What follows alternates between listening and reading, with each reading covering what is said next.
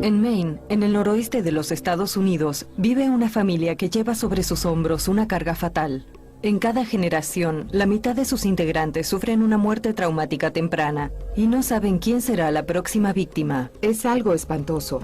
Son testigos de la muerte de su padre y saben que pueden correr con la misma suerte. Joan White perdió a su marido debido a esta enfermedad y ahora sus hijos enfrentan el mismo destino. Podría ser la próxima. Vivo el día a día porque uno nunca sabe. No sabes. Se sabe que solo 30 familias en el mundo portan este gen fatal. Fue descubierto por un médico italiano que atestiguó su efecto único y devastador. Son doblegados por alucinaciones, pesadillas, un cansancio extenuante y luego mueren. Las víctimas ansían dormir, pero son condenados a un insomnio perpetuo. Joan llevará a sus hijos a California para investigar si son portadores de este gen letal. Sé que esto es muy difícil. E intentar encontrar la cura antes de que sea demasiado tarde. Faltan 30 segundos, Megan. Sigue así.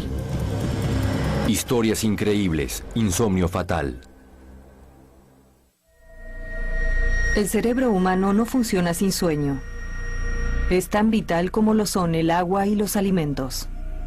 El cerebro pesa alrededor del 3% del peso total del cuerpo, pero utiliza hasta el 25% de nuestro oxígeno y alimentos. Se compara con un motor de carrera altamente preparado, que no puede relajarse por completo cuando se está despierto. Y la única manera que tiene para desconectarse y lograr el descanso que necesitamos es mediante el sueño. Existe una enfermedad que priva por completo del sueño. Quienes la padecen están entre dormidos y despiertos, hasta que sus cuerpos finalmente se rinden. Por siglos se consideró que estaban locos y fueron condenados a asilos para dementes. Esta enfermedad ahora tiene nombre gracias a un hombre y su cruzada personal. En Italia, encontrar una cura para la enfermedad es el trabajo del doctor Ignacio Reuter. Durante 30 años vio cómo se cobró la vida de los miembros de una familia en Venecia. Esta prefirió mantener su identidad en secreto. El doctor Reuter busca definir desde qué momento esta enfermedad aqueja a la familia. La familia ha vivido en la zona de Venecia desde el año 1500. Nadie sabe si la enfermedad data de esos tiempos. Mientras la familia se dispersaba, el patrón de sus muertes fue algo irrelevante. Los registros demuestran que algunos murieron jóvenes. Se decía que por depresión o causas misteriosas, pero nunca se hizo una conexión entre esas muertes. La enfermedad es tan extraña y difícil de diagnosticar que hace poco adquirió nombre: insomnio familiar fatal. El doctor Reuter fue testigo por primera vez de los curiosos síntomas en 1974, cuando una mujer que la padecía se dirigió a su consultorio. Se quejaba de vértigo y perdía el equilibrio al caminar. En esa época nunca se me hubiese ocurrido pensar que podría ser una enfermedad neurológica tan terrible. La enfermedad la privó del control absoluto de su cuerpo. Después de 9 meses de no poder tragar ni hablar, murió. 2 años después, su hermana comenzó a padecer los mismos síntomas. El más sorprendente era la incapacidad para conciliar el sueño. Nadie puede imaginarse, ni yo mismo que fui testigo ocular, lo que significa el hecho de no poder dormir, tener solo pequeños fragmentos caóticos de sueño, estar totalmente a su merced y, por último, morir terriblemente extenuado. Al ver los síntomas idénticos de las 2 hermanas, llegó a una conclusión alarmante. Claramente la enfermedad era genética. En Maine, en el noroeste de los Estados Unidos, una familia llegó a la misma conclusión. Hace 3 años, los hijos de la familia White perdieron a su padre Rick por insomnio familiar fatal. La comunidad quedó perturbada. Perdimos un compañero de trabajo y a un amigo anoche. Rick White era el coordinador de noticias. Era una bendición tenerlo como amigo. Él hacía nuestros días aquí mejores. 2 años antes, Rick White se había convertido en el coordinador de noticias en la estación de televisión local. Él utilizaba su cerebro al máximo. Trabajamos con plazos rígidos. Tenemos varias salidas al aire a la mañana, mediodía, 2, 3 noticieros nocturnos. Rick era el hombre detrás de escena, era el cerebro de los programas. Nos preparamos para el día. Hay algunos cambios en el... Pero luego de solo un año, Rick White parecía estar a la deriva. El equipo irá hasta ahora, ¿no? Había días en los que estaba ausente, no colaboraba, perdía la concentración. Una vez se me acercó y se disculpó por estar fuera de juego, eso me dijo. Y en ese momento pensé que estaba enfermo, resfriado o algo así. Noté que tenía una molestia, tosía mucho. En la casa, a los hijos les molestaba la tos persistente de su padre. La tos no desaparecía. Luego comenzó a tener dolores en las piernas. El resto de las molestias comenzaron todas juntas. Era extraño que nada diera resultado. No lo sé, algo en mi interior me dijo, es así. Papá está enfermo. Era un día de la semana. Estaba recostada en la cama y escuchaba a mi padre que se afeitaba en el baño. Terminó de afeitarse y fue a su cuarto. Me levanté y él regresó al baño y le dije, papá, ¿qué haces? Respondió, me afeito, Megan. Le dije, papá, no, ya te afeitaste. Y no me creía, decía, no, Megan, no lo hice. Entró al baño, se miró en el espejo y vio que él ya se había afeitado. Eso fue muy duro para todos, fue como una bofetada, quedé impactada. No era extraña su reacción. Su padre padecía la enfermedad que había matado a otros familiares antes que a él. Sabíamos que no mejoraría. Es difícil enfrentar esa realidad y saber que no hay nada que puedas hacer para revertirla. 9 meses después, lo invadió una tos que nunca desaparecería hasta que Rick White perdió su vida. Cuando Rick estaba enfermo, yo pensaba en nuestros hijos. Están viendo morir a su padre y esto también puede pasarle a ellos. Ahora su madre, Joanne, quiere descubrir más datos sobre la enfermedad y saber si es posible encontrar la cura a tiempo para salvar a sus hijos.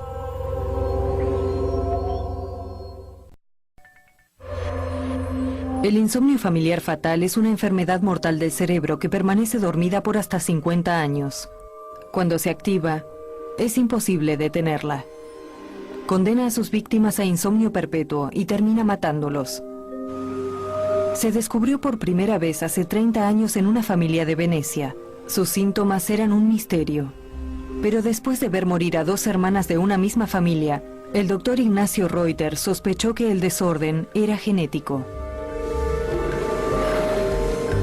Viajó a la isla de San Cérvolo, a 1,5 kilómetros de la costa de Venecia, para buscar las historias clínicas de uno de los primeros hospitales psiquiátricos de Italia. Al hablar con familiares, descubrí que al menos un ancestro, y quizás más de uno, había recibido tratamiento en ese lugar porque consideraban que estaba loco.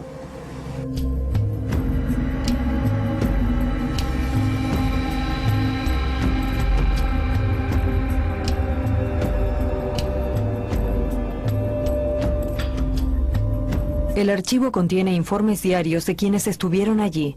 Con la ayuda del responsable, encontró registros médicos de familias que databan del año 1800, con los mismos síntomas que padecían estas 2 hermanas. Desorientado en el tiempo, pierde la concentración. El paciente es descoordinado y lento en sus movimientos. La razón por la cual esta enfermedad avanza a través de las generaciones sin llegar a ser percibida es un misterio histórico. Los registros parecen confirmar que la enfermedad es genética.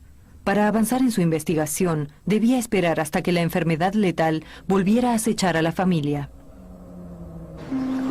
En Maine, la familia White se entera de las investigaciones del Dr. Reuter y quiere confirmar si la enfermedad que mató a su padre corre por sus venas. Al menos 15 de sus familiares murieron por la misma causa. Sin embargo, la familia nunca habló sobre este oscuro secreto que los amenaza a todos. Siempre fue un tema tabú. Al encontrarnos en un funeral, de todos modos no se hablaba mucho del tema. Es como una negación. El mismo temor a lo que vendrá. Joan invitó a miembros de la familia de Rick a su casa. Quiere saber más sobre la enfermedad que mató a su marido y que ahora amenaza a sus hijos. Hoy, por primera vez, la familia develará su secreto. La prima Marilyn enumera las muertes traumáticas de su familia. Bárbara, mi madre, murió a causa de la enfermedad, al igual que su hermana Joyce. Su hermana Joan eran mellizas. Y su hermano Donald y otro hermano Paul. Perdí a otros 3 primos por la misma enfermedad. Si hay algo, un dolor que dura 2 o 3 días, automáticamente pienso, ya está, yo tengo la enfermedad, esto es el comienzo. Es un pensamiento permanente. Heredamos la mitad de los genes de cada uno de nuestros padres.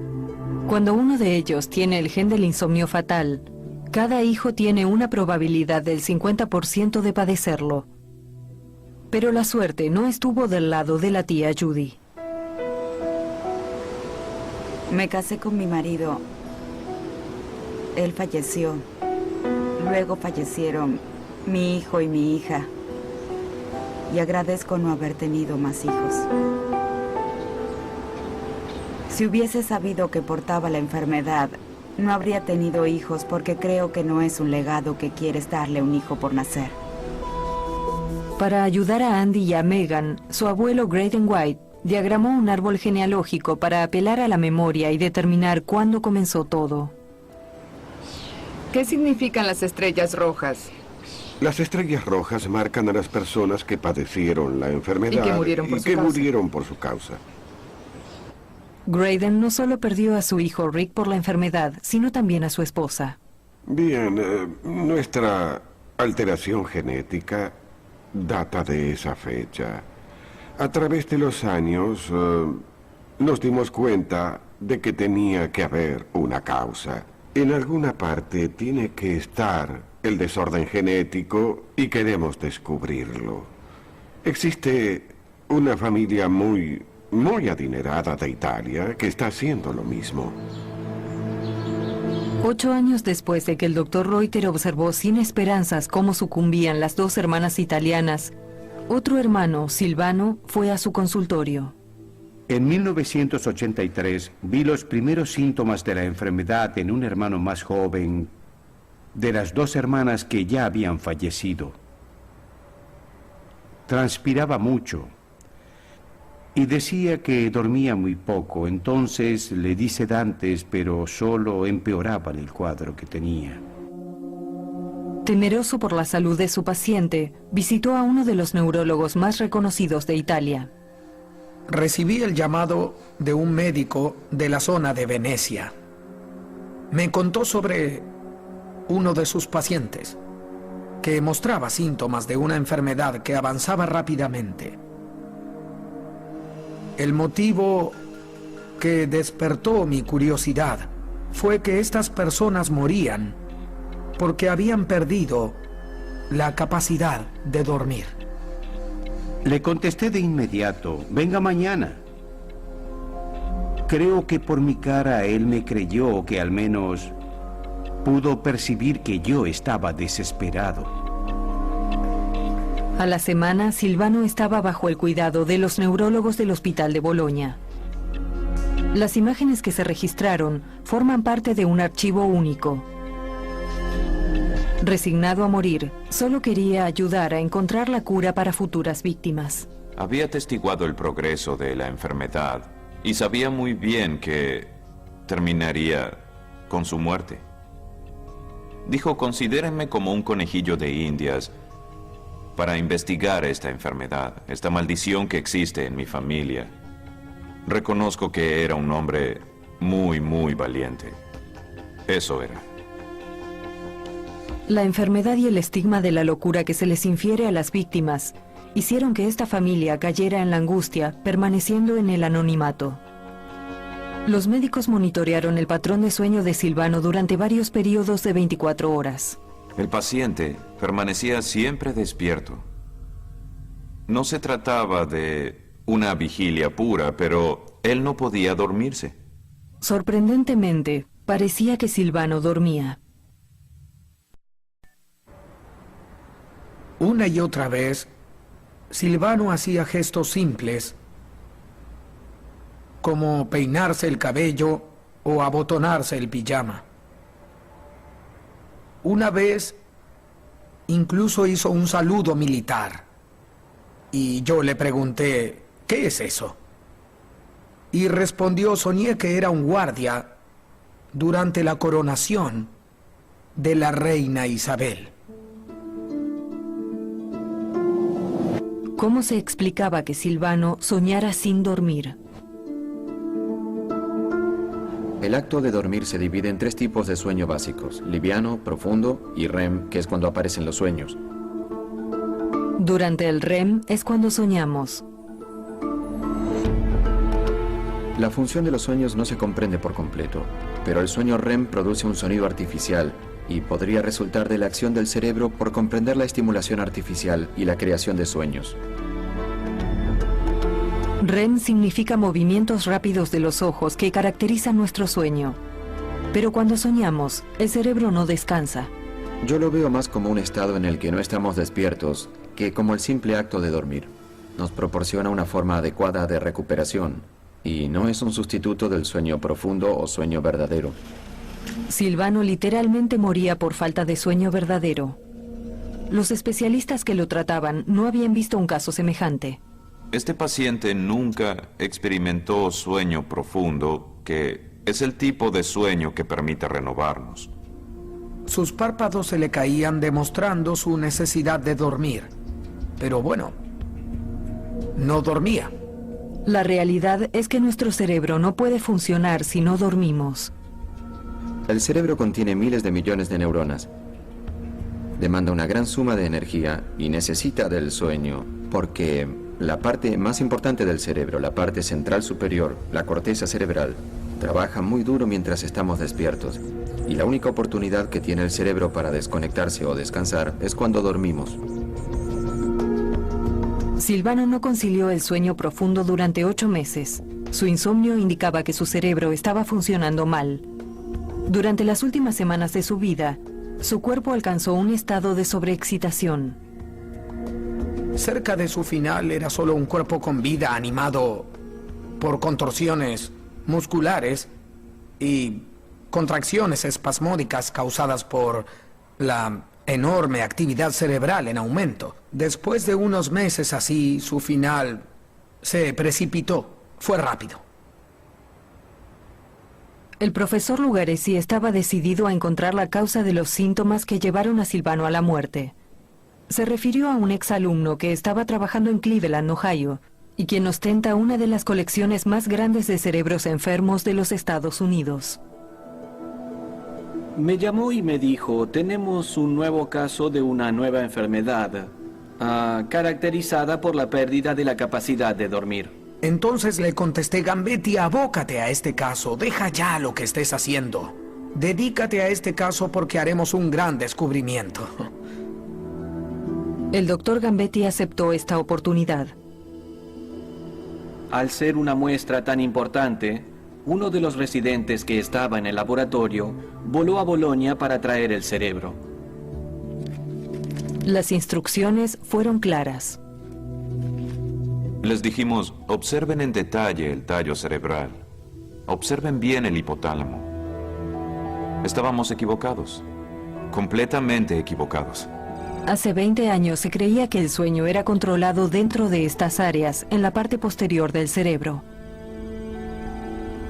Se examinó el tallo cerebral con muchísimo cuidado. Sin embargo, no detectamos ninguna lesión. En cambio, en ese cerebro sí se pusieron de manifiesto graves lesiones en la zona del tálamo. Después de un tiempo nos devolvió la llamada. Investigué el tálamo, pero el tálamo era atrófico, es decir, había desaparecido. Con la forma de un huevo, el tálamo anida en la parte inferior central del cerebro. Aquí ven un control saludable y todas estas estructuras vagamente triangulares son neuronas normales. En un tálamo dañado, como pueden ver, esencialmente hay una pérdida de estas células de 85 a 95%. Es una pérdida grave. Hasta la muerte de Silvano se creía que el tálamo era solo un pasaje para las señales que viajan entre las áreas del cerebro. Ahora existen pruebas de que es fundamental para regular algunas de nuestras funciones básicas. A partir de esto comenzamos a comprender la importancia crucial de la zona del tálamo en la fisiología humana y en el entendimiento del sueño. El problema era qué nombre darle a esta enfermedad que la describíamos en una cáscara de nuez. Pensamos un tiempo y se nos ocurrió insomnio familiar fatal.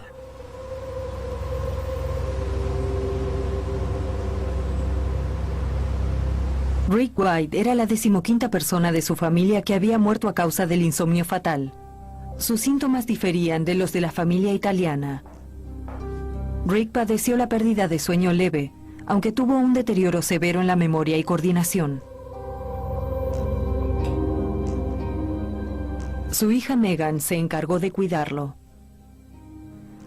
Al final él se olvidaba de lo que estaba haciendo. Podía estar en la ducha y yo le decía, papá, debes quitarte el shampoo. Él no sabía de qué le hablaba. Tenía que darle el shampoo y decirle, ponte esto en la cabeza. Primero en la mano, luego en la cabeza. Creo que también era duro para él que yo actuara como si fuese su madre. Ya no era el hombre que había dirigido las noticias en la televisión local. Rick White tenía problemas con la organización y el planeamiento y problemas en las conexiones con el lóbulo frontal. Esta parte de aquí eran factibles. Michael Gershwin y sus colegas son expertos en insomnio familiar fatal y estudiaron el caso de Rick White. Él también atribuye las dificultades de Rick a un daño en el tálamo. El tálamo conecta la corteza cerebral, la superficie del cerebro y las estructuras más profundas en la parte inferior del cerebro. En Rick White, es probable que las conexiones del tálamo con la corteza cerebral, en especial los lóbulos frontales afectados al principio de la enfermedad, hayan causado una disfunción cognitiva. Durante sus últimas semanas, la enfermedad hizo que Rick tuviera un retroceso a un estado infantil. Hacia el final, perdió la capacidad del habla y del pensamiento racional, aunque tuvo un momento de lucidez significativo. Estábamos sentados juntos en el sofá. En ese momento él ya no hablaba casi nada. De repente me miró y dijo, Megan, ¿podemos hablar un minuto? No había dicho algo así por varios días. Levanté la vista y lo dijo con un tono normal, demostrando que podía hablar. Ni siquiera habló entrecortado, no parecía enfermo. Y agregó, Megan, ¿qué es lo que más te enorgullece de toda tu vida? Llorando le respondí, cuidarte a ti, papá. Él comenzó a llorar y de nuevo se ausentó. Volvió a su estado de enfermo. Yo me fui a mi cuarto a llorar. 4 días después, su padre falleció. Su muerte movilizó a la familia en busca de respuestas para combatir la enfermedad. La gente debe saber esto, está presente, existe. Que sea algo extraño no implica que no importe. Es muy importante para mí. Los White se dirigen a San Francisco para profundizar las investigaciones de esta enfermedad genética que los acecha. El insomnio familiar fatal ya se llevó a 15 familiares cercanos. La familia fue invitada por un equipo de médicos que investiga la enfermedad. Solo cuando las familias como la de los White se acercan a nosotros, podemos empezar la investigación. Sé que estoy haciendo lo correcto. Provoca temor, pero al mismo tiempo podemos ayudar. Megan y Andy contribuirán con las investigaciones para encontrar la cura. Además, un examen les dirá si son portadores del gen que podría llevarlos a la muerte. Saben que hay un 50% de probabilidades de que así sea. Podría ser la próxima. Vivo el día a día porque uno nunca sabe. No sabes. En San Francisco, en los años 80, los científicos descubrieron un nuevo grupo de enfermedades conocidas como enfermedades priónicas.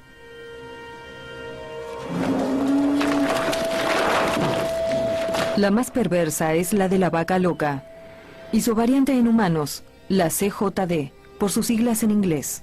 En los años 90, los neurólogos que descubrieron el insomnio fatal también hallaron que el daño causado en el cerebro tenía similitudes con la CJD.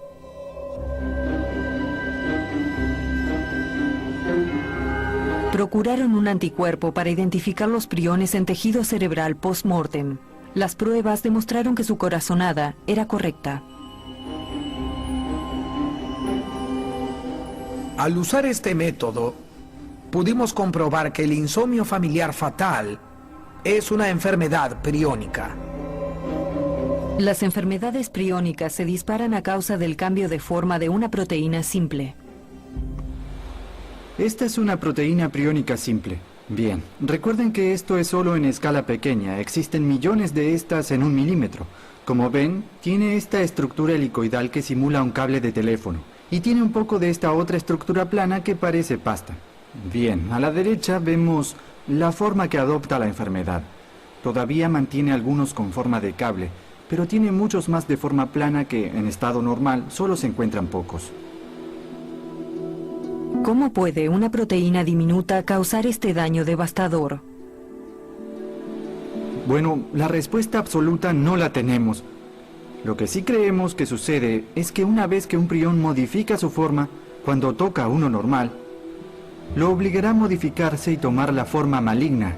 De hecho, es así como se multiplican, por contacto con los priones sanos y haciéndoles modificar su forma. Se puede ver cómo se juntan y cómo se quedan juntos. Ahora sabemos que una de las características de las enfermedades priónicas es cuando se ensamblan en una estructura de mayor tamaño.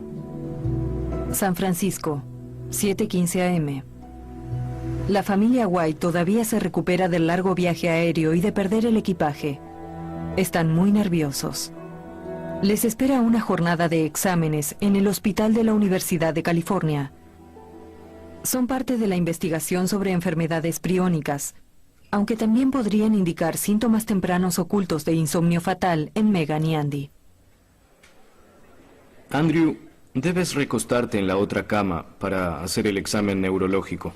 ¿Cuántos dedos ves? Los exámenes neurológicos controlan la coordinación y la reacción de Se llama Andy. visión periférica, ¿ok? De acuerdo. Mira aquí y dime cuántos dedos puedes ver. 3. Excelente. 2. Perfecto.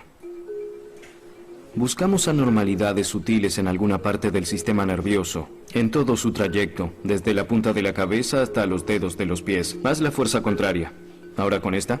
¿Puedes señalar la imagen que corresponde? La niña sigue al niño que lleva botas puestas. Mientras tanto, Megan realiza pruebas mentales también diseñadas para demostrar anormalidades neurológicas. Leeré un listado y tú debes enumerar todo lo que puedas. Espinaca. Diferentes enfermedades pueden dañar la memoria de diferente manera.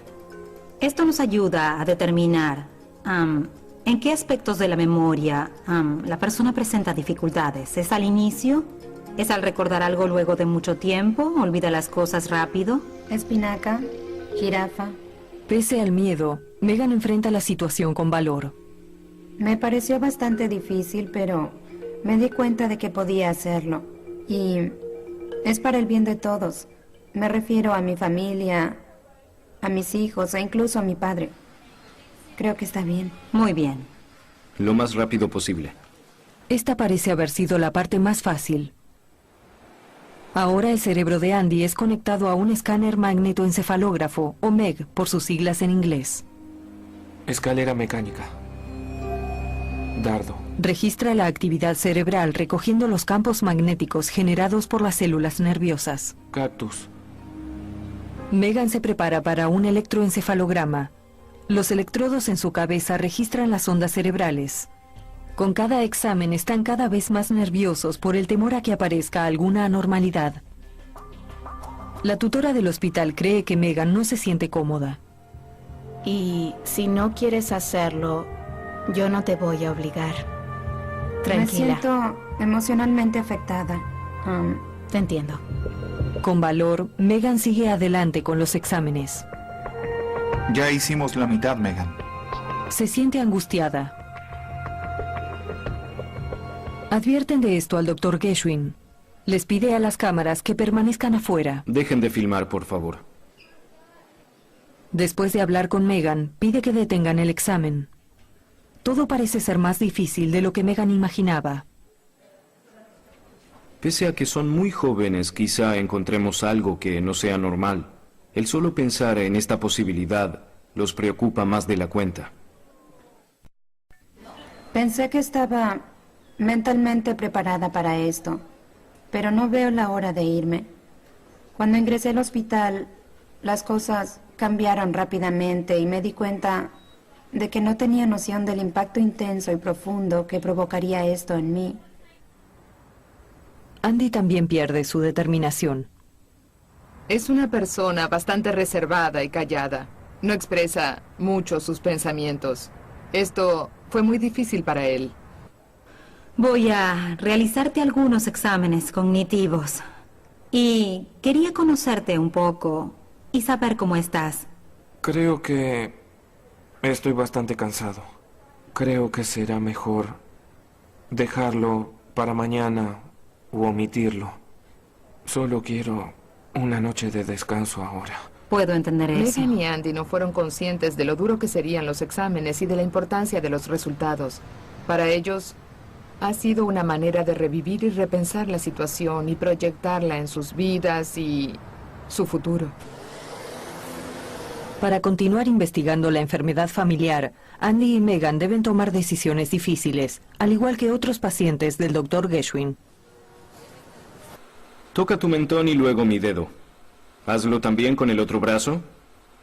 En junio de 2005, el Dr. Gershwin recibió un caso del estado de Utah.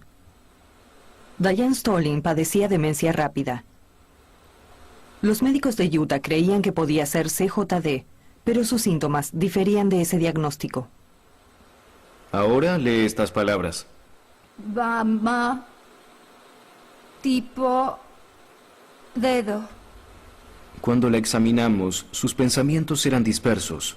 La enfermedad priónica seguramente afectaba el diferencial. Sin embargo, en su caso, la resonancia magnética no mostró los cambios típicos que hemos visto recientemente en pacientes con la enfermedad de Creutzfeldt-Jakob o CJD. Diane Stolling vivía en la ciudad de Provo, en Utah. Aquí tienes. Muy bien, toma. Estaba en el esplendor de su vida cuando fue tomada de sorpresa por una enfermedad misteriosa. Recuerdo que caminaba y hacía equilibrio sosteniéndose de las paredes. Y en ese momento tenía problemas de memoria. Los médicos estaban anonadados. Ningún tratamiento frenaba el deterioro de Diane. Muy bien. ¿Te atreves a ensuciarte las manos? Cuando íbamos con Patty y Kelsey a visitar a la abuela, cocinábamos galletas juntas. Y a medida que su enfermedad avanzaba, sentía que ella sufría. Cada vez que la visitábamos, le resultaba más complejo dominar sus manos. De todas formas, nos divertíamos. Diane se mantenía optimista, pero su cuerpo ya no resistía a la enfermedad. ¿Ves cómo se esfuerzan? Pero sus cuerpos ya no les responden. Primero pierden el equilibrio, la capacidad para caminar, la capacidad para tragar y hablar. Y cuando piensas lo alegre que era y cómo terminó su vida, es la parte más triste de esta terrible enfermedad. El 30 de julio de 2005, 2 horas después de que su hija Jennifer dio a luz a su tercer hijo Devon, Diane falleció. Le conté a Diane que había nacido Devon y que gozaba de buena salud y que Jennifer estaba bien y que si ella quería, podíamos ir a verlos. Sometieron el cuerpo de Diane a una autopsia. Sus médicos estaban impactados por la enfermedad que cobró su vida. Por azar, su post-mortem fue realizado por un especialista en enfermedades neurológicas extrañas. Para nuestra sorpresa, cuando examinamos las porciones cerebrales en un microscopio, esta zona, y en especial el tálamo, notamos una pérdida significativa de células neuronales. Algo típico del insomnio fatal, pero la enfermedad no siempre es genética. También existe una forma no genética. Cuando el Dr. Chin notificó a la familia de Diane, no sabía cuál de las dos había padecido ella. Dijo que había muerto por una enfermedad llamada insomnio fatal, que podía ser genética o esporádica. Y ni bien dijo genética. Por supuesto que me preocupé. Luego de ver la experiencia de mi madre, me pregunté si eso me pasaría a mí, o incluso a mis hijos. ¡Mira qué grande es! El insomnio fatal esporádico ocurre al azar. Nadie sabe cómo lo contraen sus víctimas. El número de casos es menor comparado con los de origen genético. Mira lo que va a hacer el abuelo, luego tú lo copias, ¿ves? Bien, deja tu mano abierta. Un examen genético de la madre de Diane comprobaría el origen de la enfermedad. ¿Podrá Jennifer soportar el desafío? Cuando éramos pequeños, temías hacerlo. En San Francisco, Andy y Megan White también tienen la oportunidad de saber si son portadores del gen de insomnio fatal. Saben que es probable que al menos uno de ellos lo sea. Luego de 5 horas de debate médico en el Hospital Universitario de California, se reúnen con la consejera genética, cuya labor es informarles acerca de la inferencia del examen genético. Primero me gustaría tener la historia clínica familiar. Narrar la historia familiar es algo doloroso. Uno de sus tíos que murió a los 40 años tenía 2 hijos. Bien. Y ambos murieron de eso. ¿Qué edad tenían? 26. ¿Ambos? El varón. ¿Había otros problemas de salud descartando el insomnio fatal? Oh, sí. Tenía parálisis cerebral. Megan y Andy atraviesan sus 20 años, la misma edad que tenía su primo cuando contrajo la enfermedad de insomnio fatal. Y en los jóvenes se suelen dar otras enfermedades. No siempre, pero tienden a padecer otros problemas. Sé que es difícil hablar de esto. Sí, lo es. Es tan horrible. Megan tiene artritis reumatoidea juvenil. De acuerdo. No está dentro de los cuadros habituales. De acuerdo. Entonces... Sí. Tengo tanto miedo. Ahora Jill Goldman se refiere a las preguntas para el examen genético. Su pronóstico fue inequívoco. Existe un 50% de riesgo de heredar el gen de esta enfermedad o un gen normal. Sí, realmente es como jugar a cara o seca. Puede que ninguno de los dos lo tenga. Bien, o como en la generación de tu abuela, puede que ambos lo tengan. La única manera de saberlo es por medio de un análisis de sangre y haciendo un estudio de secuencia del gen. Megan y Andy enfrentan un gran dilema. ¿Se harán el análisis de sangre para revelar su destino? Jennifer Jones también enfrentó esta dura opción después de que su madre muriera de insomnio fatal. Cuando se encontró con el médico que había detectado la enfermedad, él fue optimista. Basados en la falta de casos con problemas neurológicos inusuales en la familia de Diane, era poco probable que fuese un caso de origen genético de insomnio fatal.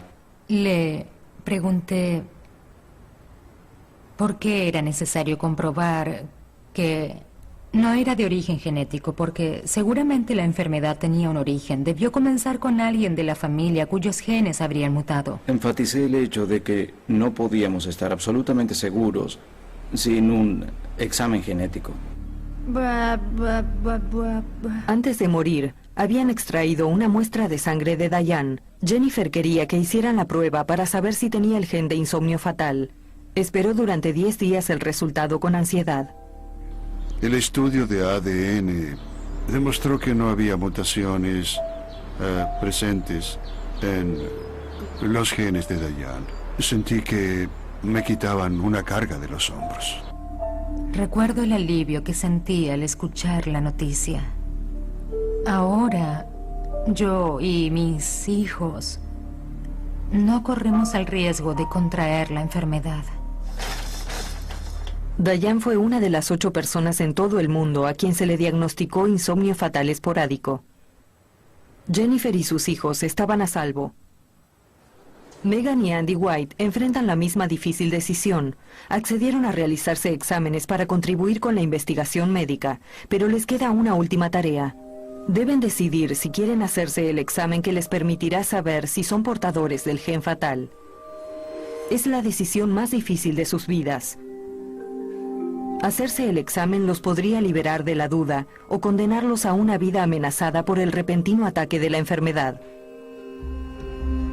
La primera en presentarse es Megan. Debemos ser muy cuidadosos cuando realizamos un examen genético. El paciente se puede deprimir. No solo eso, es posible que consideren suicidarse, poner fin a sus vidas. No puedo mirar. Puede ocurrir que muchas personas no estén emocionalmente preparadas para los resultados de un examen genético. Luego de meditarlo, Andy no deja siquiera que tomen una muestra de sangre. Megan y él saben que en poco tiempo deberán enfrentar el asunto. Estar en pareja quizá sea la razón que me obligue a considerar esta cuestión. No quiero exponer a un hijo a las dificultades que yo tuve que experimentar, o que vean cómo su padre padece la enfermedad y que ellos sean potenciales víctimas y tengan que atravesar lo mismo. Lo único que me haría reconsiderar la decisión sería el hecho de querer tener hijos, que es algo que deseo, porque quiero que se detenga. Realmente, no quiero que nadie más padezca esto. Se lograron grandes avances para identificar defectos genéticos, aunque estos pueden acarrear nuevos problemas. El objetivo es identificar el genoma humano completo.